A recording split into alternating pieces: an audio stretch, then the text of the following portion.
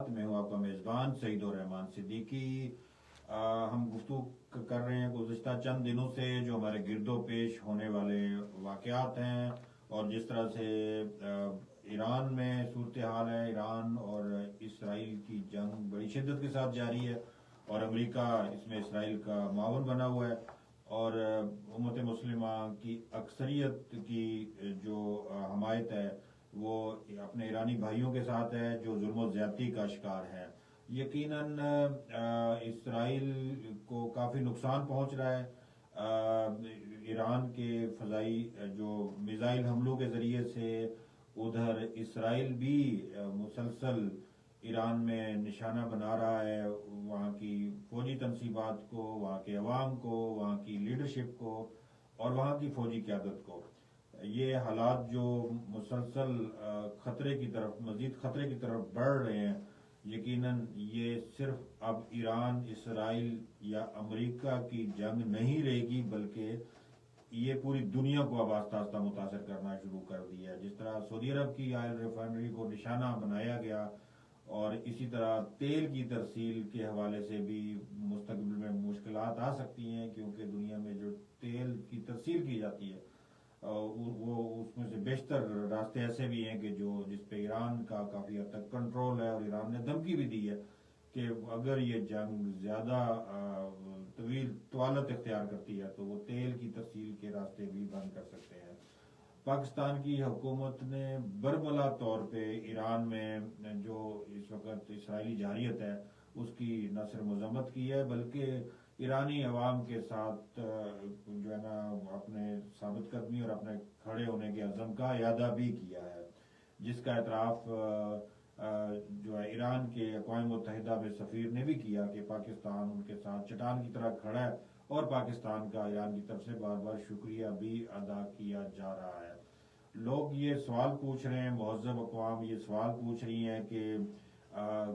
کیا حق پہنچتا ہے اسرائیل کو امریکہ کی مدد سے کہ وہ ایران میں وہاں کی جو حکومت، جو وہاں کی عوام کی نمائندہ حکومت ہے، اس کو تبدیل کرنے کے لیے جبر اور زور زبردستی کے ہتھ کنڈے استعمال کرتے ہوئے اس طرح کی جنگ ان پہ جو ہے نا وہ تھوپے۔ یقیناً یہ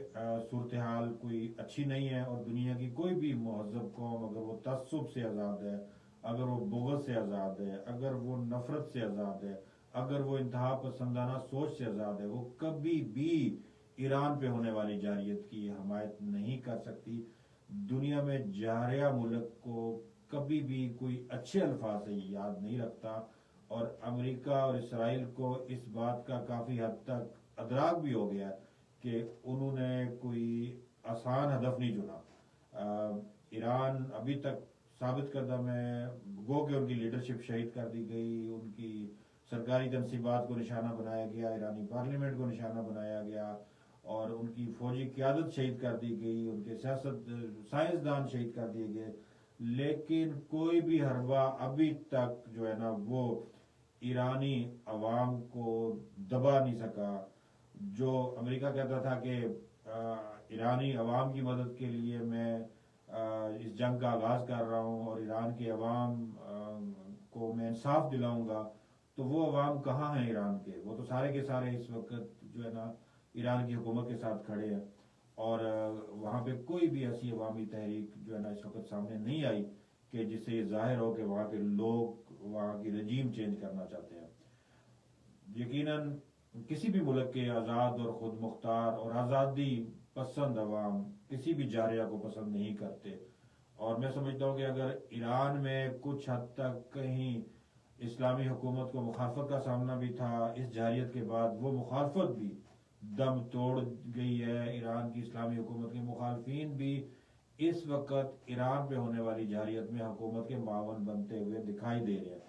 تو ایران کا جو ایران کے بارے میں تعصب دنیا میں پھیلانے کی کوشش کی گئی کہ وہاں کی حکومت ایک غاصب حکومت ہے اور وہ ان کی عوام کی مرضی اور منشا کے خلاف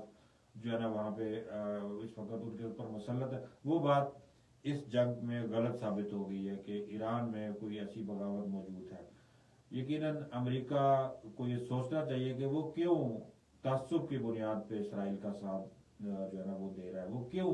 ایسے ملک کا ساتھ دے رہا ہے جس کے ہاتھ مسلمانوں کے خون سے رنگین ہے؟ وہ کیوں ایسے ملک کا ساتھ دے رہا ہے کہ جس کا قیام ہی ناجائز ہے، اور فلسطینیوں کی زمینوں پہ قبضہ کر کے وہ ایک ناجائز ریاست بنائے گی؟ امریکہ اگر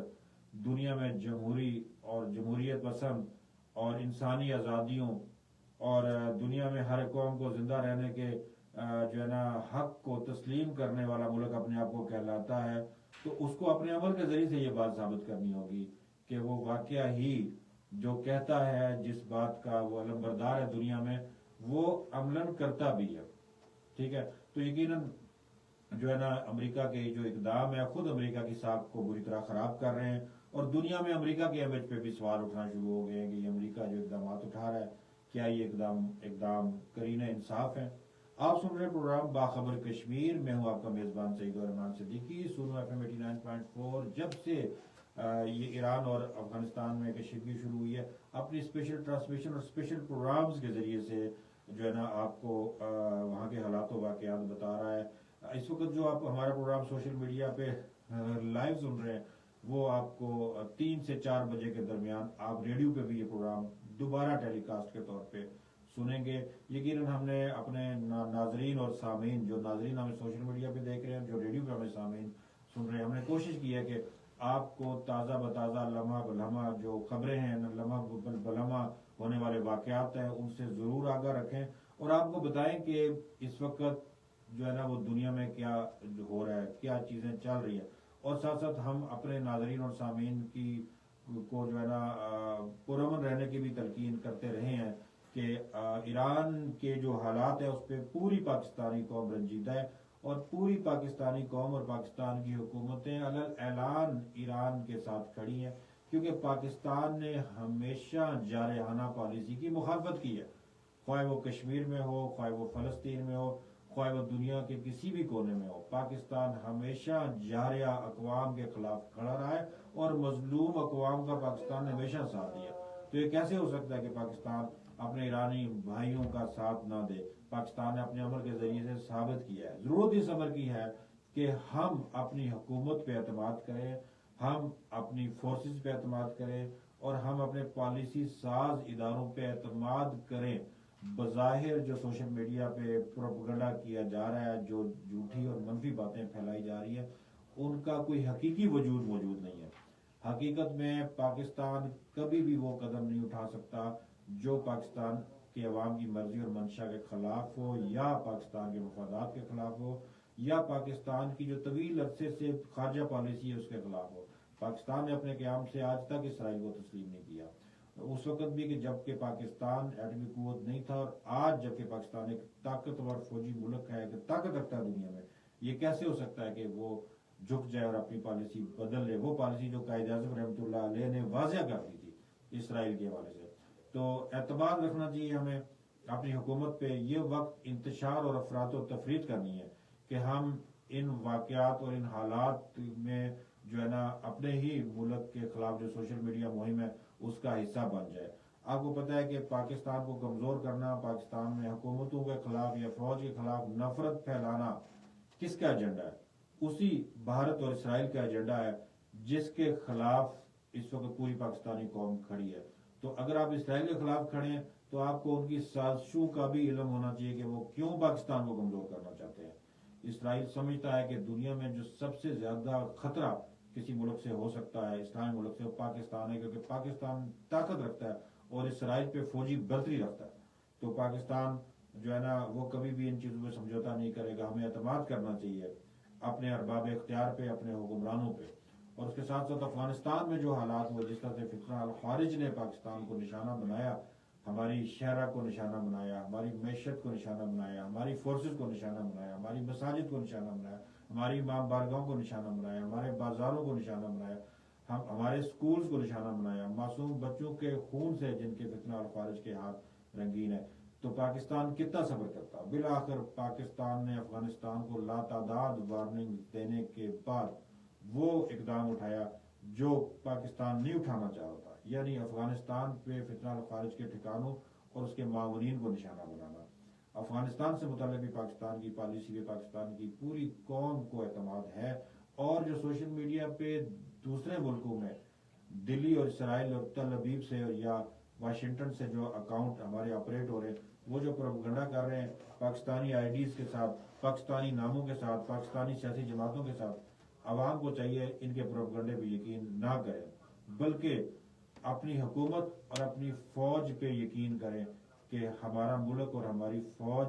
अल्हम्दुलिल्लाह ये सलाहियत रखती हैं कि वो किसी भी दुश्मन जारिया दुश्मन को मुंह तोड़ जवाब दे, ख्वाह वो अंदरूनी हो या बैरूनी हो। तो अफगानिस्तान में अल्लाह ताला ने हमें बहुत सी कामयाबियां दी हैं। फितना और खारिज के वो ठिकाने के जो पाकिस्तान में आग और खून का खेल खेलते थे, उनको सफ़ा हस्ती से मिटा दिया है। हमारी अफगान अवाम से कोई दुश्मनी नहीं है, अफगान अवाम से पाकिस्तान ने हमेशा मोहब्बत की है। हुकूमत तो पाकिस्तान की है, पाकिस्तान की अवाम हो। पाकिस्तान का निशाना सिर्फ और सिर्फ वो शिद्दत पसंद और दहशत गर्द हैं जो पाकिस्तान की सालमियत के दर पे है। पाकिस्तान उन पर समझौता करने को तैयार नहीं है। अफगान अवाम को भी पाकिस्तान ने हमेशा ये पैगाम दिया है कि हमारी जंग आपसे नहीं है, हमारी दुश्मनी आपसे नहीं है, हम आपको उन जालिमों से आज़ाद करवाना चाहते हैं कि जो आपके भी हकूक़ के गासिब हैं, जिन्होंने दुनिया में आपको अकेला कर दिया, जिन्होंने आपको दुनिया में तनहा कर दिया, जिनकी शिद्दत पसंदाना वहशियाना पॉलिसियों की वजह से दुनिया कोई भी मुल्क अफगानिस्तान को तस्लीम करने को तैयार नहीं है। तो अफगान अवाम को देखना होगा, और पाकिस्तान जिस तरह से अफगानिस्तान में जालिमों के खिलाफ कार्रवाई कर रहा है, अफगान अवाम को भी पाकिस्तान का साथ देना होगा। और अल्हम्दुलिल्लाह अफगानिस्तान से ऐसी इतलात भी आ रही हैं कि अफगान अवाम जिसमें पाकिस्तानी फोर्सेस का शुक्रिया भी अदा कर रहे हैं, और वो एहतजाज के लिए निकल भी रहे कि ये जो तालिबान ने वहाँ पे जुल्म और ज्यादतियाँ शुरू जो है ना जो कर रखी थी, उसका जो है ना मुकाबला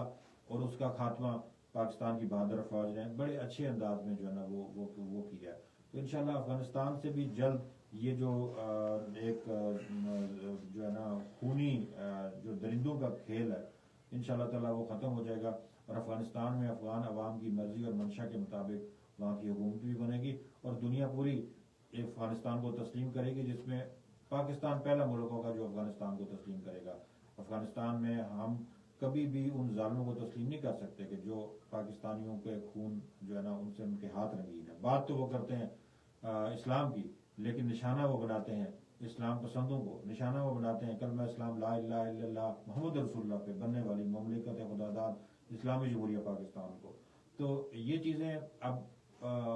पाकिस्तानी अवाम के सामने खुल गई हैं, और पाकिस्तानी अवाम ये बातें समझते हैं कि ये जो कुछ भी हो रहा है ये दुश्मन की साजिशें हैं। सोशल मीडिया पे किसी भी किस्म के प्रोपगंडे, किसी भी किस्म के झूठ, किसी भी किस्म के फितने को हमने पजीराई नहीं बख्शनी, और हमने उसका ठीक अंदाजे मुकाबला करना है, और हमें दुश्मन को जो है ना बताना है कि हम एक हैं, हम तकसीम नहीं है। और जब भी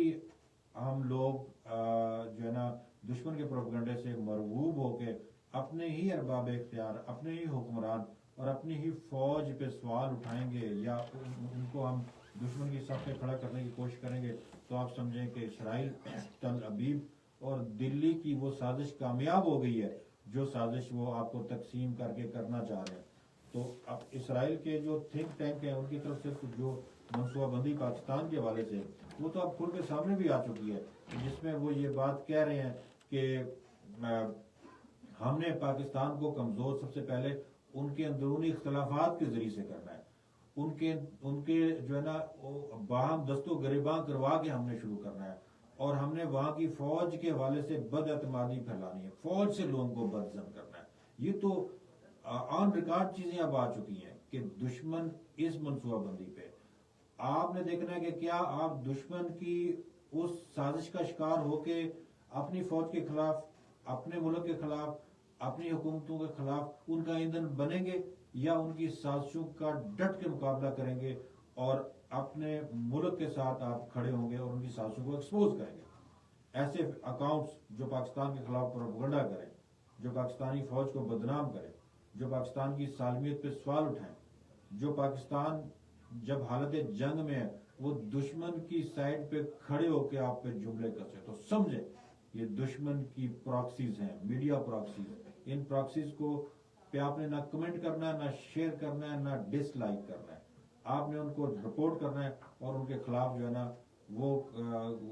कार्रवाई करनी है, जिसके जरिए से ऐसे फेक अकाउंट्स, ऐसी फेक आईडीज जो हमारे दरमियान नफरत फैला रही है, उनका खात्मा हो। ایران میں جو اس وقت ظلم و زیادتی ہو رہی ہے، اسرائیل کر رہا ہے، امریکہ کر رہا ہے، یہ جو ظلم و زیادتی ہے یہ پاکستان کا ہر شہری اپنے دل پہ محسوس کرتا ہے، خواہ شیعہ ہو یا سنی۔ ایران